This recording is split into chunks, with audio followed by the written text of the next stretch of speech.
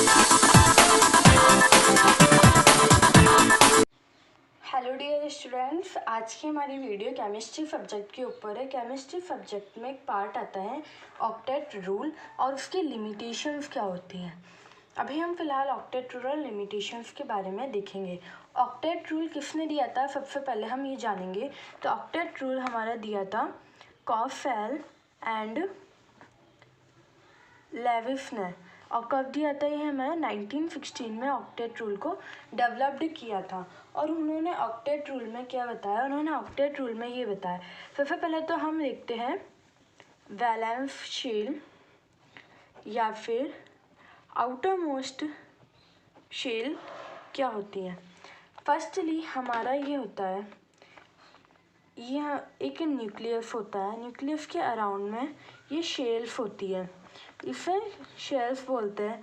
अब just like हमने कोई सा भी ले लिया, एग्जाम्पल के तौर पे हमने ले लिया फर्स्ट एलाई। एलाई हमारा होता है लिथियम। लिथियम का एटॉमिक नंबर 3, उसका इलेक्ट्रॉनिक कॉन्फ़िगरेशन होता है 1s2 2s1। और अगर नंबरिंग में देखें तो 2 और 1। तो हमारा ये हो गया, हमारा पार्ट हो गया, ये न्यूक्लियस हो गया। सबसे पहले जो फर्स्ट शेल आती है न्यूक्लियस के अराउंड में, जो फर्स्ट ये वाली जो शेल होती है, इस शेल में ओनली 2 इलेक्ट्रॉन से फिल कर सकते हैं। उसके बाद जो न्यूक्लियस के इसमें हमने 2 इलेक्ट्रॉन फिल कर लिए। उसके बाद जो ये वाली शेल आती है, इसमें हम 8 इलेक्ट्रॉन फिल कर सकते हैं। फिर इसके बाद की जो शेल आती है उसमें भी हम 8 इलेक्ट्रॉन्स, यानी कि एक मैक्सिमम नंबर दे दिया कि हर शेल में हमें कितने इलेक्ट्रॉन्स फिल करने हैं। तो हमारा जो इलेक्ट्रॉन फिल करने का जो रहता है वो 2 इलेक्ट्रॉन्स और 8 इलेक्ट्रॉन्स रहता है। तो एलाई है हमारा लिथियम। लिथियम का इलेक्ट्रॉनिक कॉन्फ़िगरेशन होता है 2 और 1। तो अब हम इसका वो बनाते हैं, वैलेंस शेल का वो डायग्राम बनाते हैं। तो ये हमारा न्यूक्लियर फर्स्ट ही आएगा, उसके बाद ये और एक शेल ये ले लेंगे। फर्स्ट शेल में हमने देखा कि 2 इलेक्ट्रॉन्स को फिल करा जा सकता है, तो इधर 1, ये 2 इलेक्ट्रॉन्स फिल कर दिए। उसके बाद इसके इलेक्ट्रॉनिक कॉन्फ़िगरेशन को ध्यान में रखते हुए हमें ये इलेक्ट्रॉन्स उसमें फिल करने रहते हैं। तो इसका इलेक्ट्रॉनिक कॉन्फ़िगरेशन है 2 और 1, यानी कि जो लास्ट में जो नंबर होते हैं वो 1। इसके आउटरमोस्ट शेल में कितने इलेक्ट्रॉन फिल होंगे, 1। तो ये हमारा काई का डायग्राम हो गया केमिस्ट्री में लिथियम का, जिसका सिंबल एल होता है और एटॉमिक नंबर 3। इसी तरीके से हम अब एक बार हीलियम का देखते हैं। हीलियम का एटॉमिक नंबर 2 होता है। हीलियम का एटॉमिक नंबर हमारे पास 2 होता है और इसका इलेक्ट्रॉनिक कॉन्फ़िगरेशन देखेंगे तो फर्स्ट F2। ये पीरियोडिक टेबल भी आपको हम एक वीडियो बनाएंगे, उसमें पीरियोडिक टेबल के बारे में आपको एक्सप्लेन करेंगे बहुत अच्छे तरीके से। उसमें आपको ये ऑर्बिटल्स के बारे में नॉलेज होगी। फिर भी मैं एक बार ऑर्बिटल को बताती हूँ। 4 ऑर्बिटल होते हैं पीरियोडिक टेबल में, S orbital, P orbital, D orbital and last का होता है एफ ऑर्बिटल। इसमें हमें कितने कितने इलेक्ट्रॉन्स या इनमें कितने कितने नंबर रहते हैं।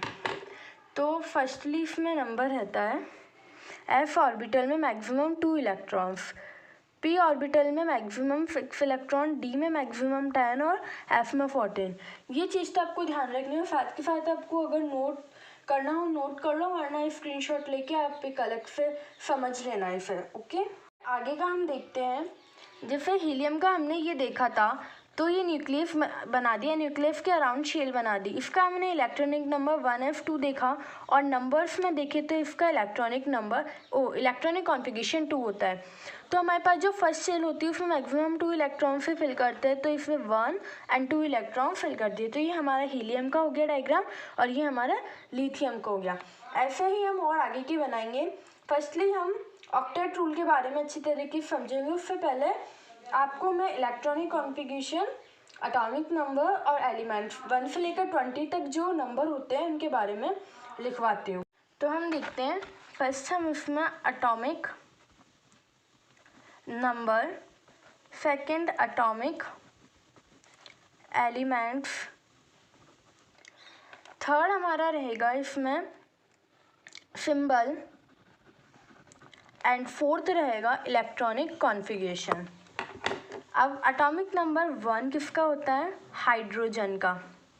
हाइड्रोजन का एटॉमिक नंबर होता है 1, इसका सिंबल होता है H और इसका इलेक्ट्रॉनिक कॉन्फ़िगरेशन होता है फर्स्ट F और नंबर में इसका होता है 1। सेकेंड एटॉमिक नंबर हीलियम होता है।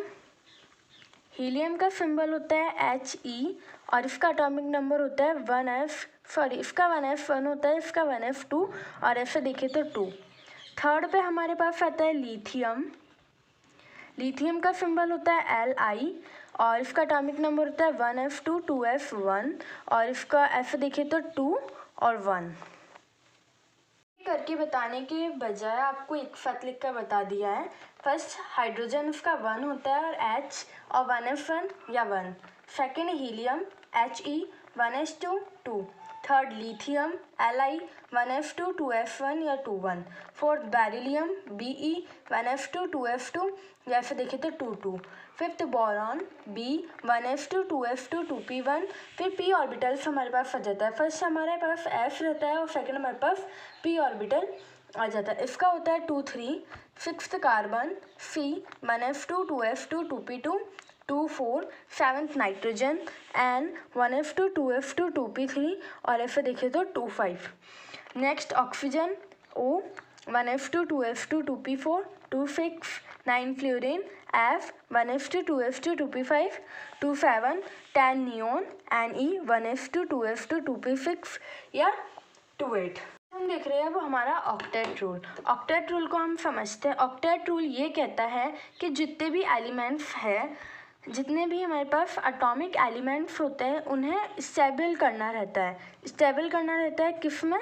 उसकी आउटर मोस्ट या फिर वैलेंस शेल में उसे स्टेबल करना रहता है। और उसे आउटर मोस्ट शेल में और वैलेंस शेल में मैंने बताया उसमें 2 इलेक्ट्रॉन्स या फिर 8 इलेक्ट्रॉन्स जितना उसे कंडक्ट करना रहता है अपने वैलेंस शेल में इलेक्ट्रॉन्स को। या फिर जो भी एलिमेंट्स होता है उन्हें क्या अटेंड करना रहता है? उन्हें अटेंड करना रहता है वो nearly noble gas configuration. Nearly noble gas configuration. Noble gas वो होती है जिसमें ऑलरेडी आउटरमोस्ट शेल में 2 इलेक्ट्रॉन्स या 8 इलेक्ट्रॉन्स फिल होते हैं। तो ऑक्टेट रूल ये है, जो भी एटॉमिक एलिमेंट्स होते हैं उन्हें स्टेबल करना रहता है उनकी आउटरमोस्ट शेल या वैलेंस शेल में कितने इलेक्ट्रॉन्स के साथ? 2 इलेक्ट्रॉन्स या 8 इलेक्ट्रॉन्स के साथ। सेकंड या फिर ये भी कंडीशन लिख सकते हैं कि जो एटॉमिक एलिमेंट्स होते हैं उन्हें क्या अटेंड करना रहता है? उनके noble gas configuration, nearly noble gas configuration. Just like अब हाइड्रोजन का देखते हैं। हाइड्रोजन का एटॉमिक नंबर 1 होता है और इसके पास 1 इलेक्ट्रॉन्स न्यू फिल हो जाता है। इसे अटेंड करना रहता है हीलियम का 2 जिसमें 2 इलेक्ट्रॉन्स फिल हो जाते हैं। तो ये ऑक्टेट कंप्लीट करने के लिए हीलियम के साथ अपना बॉन्ड बनाएगा, तो उस तरीके से ऑक्टेट रूल। अब हम ऑक्टेट रूल की एग्जांपल देखते हैं। एग्जांपल के तौर पे हमने ले लिया LiF यानी कि Li लिथियम और F हो गया फ्लोरीन। Li के पास 1 इलेक्ट्रॉन होता है, इसे हम ऐसे शो कर लेते हैं। फ्लोरीन के पास आउटरमोस्ट शेल में 5 इलेक्ट्रॉन्स होते हैं, तो 1 2 3 4 5 7 होते हैं उनके पास, 7। बिकॉज वो नियॉन के पहले आता है। नियॉन के आउटरमोस्ट शेल में 8 इलेक्ट्रॉन्स होते हैं, तो फ्लोरीन के आउटरमोस्ट शेल में 7 इलेक्ट्रॉन्स होते हैं। अब इन दोनों को अपना नोबल गैस कॉन्फ़िगरेशन अटेंड करना है। मैं और अच्छी तरीके से फिर Li का ये और F का 1 स्टार से रिप्रेजेंट करते हैं 2 3 4 5 6। तो Li को कितने 1 इफेक्ट दे देगा ये वो वाला नहीं है, ये 1 ट्रांसफ़र ऑफ इलेक्ट्रॉन्स वाला बता दिया मैंने। ये इसके पास कितने हैं और इसके पास 7 है, तो इसे Li प्लस, ये हम बाद में देखेंगे, अगले वीडियो में लिमिटेशंस पढ़ेंगे और उसके अगले में हम इसे देखेंगे। तो Li प्लस में है और F माइनस में, तो ये 1 इलेक्ट्रॉन इसे दे देगा। जब ये 1 इलेक्ट्रॉन देने में इसकी एनर्जी को वेस्ट करेगा तब इसके पास Li पॉजिटिव लग जाएगा, क्योंकि ये 1 इलेक्ट्रॉन दे रहा है। अगर ये 2 इलेक्ट्रॉन देता तो Li 2 पॉजिटिव लग जाता, और फ्लोरीन 1 इलेक्ट्रॉन Li से गेन कर रहा है, तो ये F माइनस बना लेगा, अगर 2 करता तो -2 बना लेता।